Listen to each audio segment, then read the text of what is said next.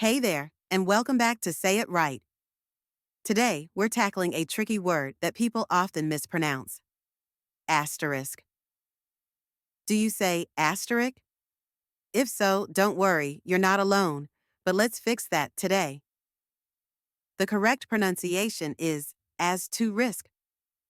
Let's break it down step by step. First, as, like in ask. Next, like a quick to sound. And finally, risk, just like the word risk. Now, say it with me as to risk. One more time, as to risk. Great job. So, what exactly is an asterisk? It's that little star symbol you see in writing. We use it for footnotes in books and articles, censoring words like Harry Potter, indicating missing information in forms.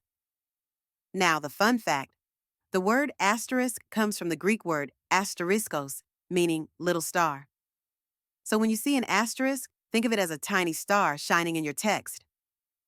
Now, coming towards the spelling tip. It's spelled Asterisk. Just remember, it ends with isk, not ick. Now that you know how to say asterisk, you can use it like a pro. If this video helped you, give it a thumbs up, hit subscribe, and share it with someone who might need it.